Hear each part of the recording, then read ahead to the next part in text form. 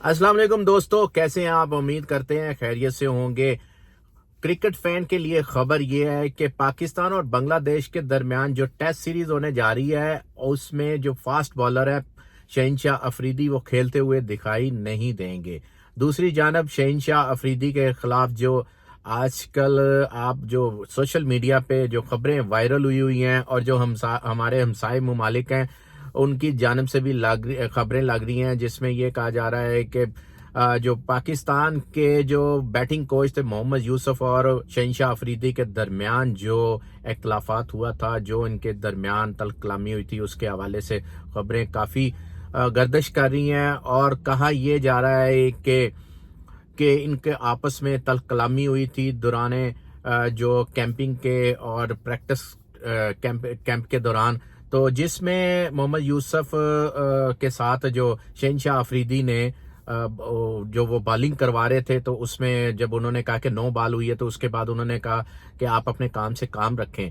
फिर उसके बाद मोहम्मद यूसुफ ने बुर्दबारी का मुजाहरा किया और कोई बात नहीं की। फिर उसके बाद शहनशाह अफरीदी को एहसास हुआ और वो ड्रेसिंग रूम में उन्होंने जो था मोहम्मद यूसुफ के साथ माजरत कर ली थी। जब ये बात खत्म होगी तो शहनशाह अफरीदी की जो उनके फैंस हैं उनके हलके की तरफ से ये कहा जा रहा है कि इसको बेबुनियाद बनाकर इशू बनाकर इसको वायरल किया जा रहा है और मुझे तनकीद का निशाना बनाया जा रहा है, जबकि ऐसा कुछ भी नहीं है। जब मैंने एक माफ़ी मांग ली तो ऐसा कुछ भी नहीं है। अब दर हकीकत है क्या, शहनशाह अफरीदी को पाकिस्तान क्रिकेट बोर्ड ने रुखसत किया है सजा के तौर पर, या फिर आप ऐसा समझ लें कि शहनशाह अफरीदी खुद गुस्से में आकर उन्होंने छोड़ा है?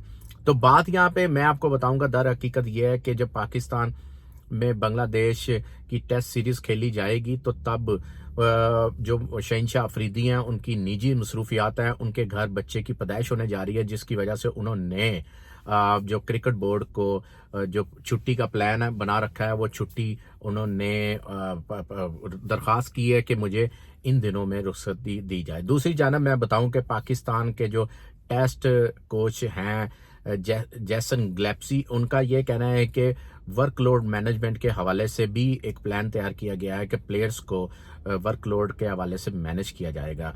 उन्होंने एक बयान में यह भी कहा है कि अगर बात करें पिछले 3 साल की, तो मिचेल स्टार्क से सबसे ज्यादा खेलने वाले शहनशाह अफरीदी हैं, जिन्होंने सबसे ज्यादा मैच खेले।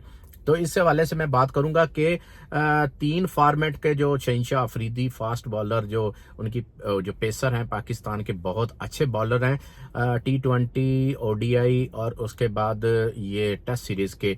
तो मेरा ख्याल है कि उनके ऊपर वर्कलोड है, उनके मैनेजमेंट के लिए उनको छुट्टी देनी चाहिए।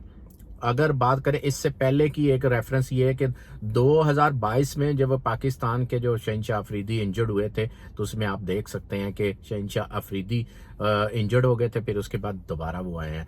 तो यहाँ तक की तो बात ये थी। फिर उसके बाद मैं आपको बात बताऊं कि अब पाकिस्तान की जानब से, हल्कों की जानब से ये कहा जा रहा है कि जो शहनशाह अफरीदी को बिल्कुल उनकी सजा मिलनी चाहिए। जब एक उन्होंने उन्होंने ये सर्जरी का भी कहा जा रहा है, तो जब उन्होंने माजरत कर ली है तो मेरे ख्याल हमें चाहिए कि हमारे पास पाकिस्तान के पास जो बॉलर्स हैं उनके बहुत अच्छा बॉलर्स हैं, उसको ज़बरदस्ती ऐसे नहीं करना चाहिए, तनकीद का निशाना नहीं बनना चाहिए। तो शहनशाह अफरीदी की जगह जो रिप्लेस होंगे, जो पाकिस्तान क्रिकेट बोर्ड की जानब से जो एक नाम ज़ेर गौर है, वो मोहम्मद अली को दोबारा से इसमें चांस दिया जाएगा, जो डोमेस्टिक अच्छे परफार्मर हैं। और उनको एक एडवांटेज ये होगा कि वो अपनी होम ग्राउंड है, होम पिचों पे उनका जो सीज़न में वो तकरीबन 60 से 70 विकेट्स लेते हैं, उनको एक दोबारा से फिर चांस दिया जाएगा। मोहम्मद अब्बास को भी खिलाया जाएगा। जो हारिस रऊफ है वो बिल्कुल इस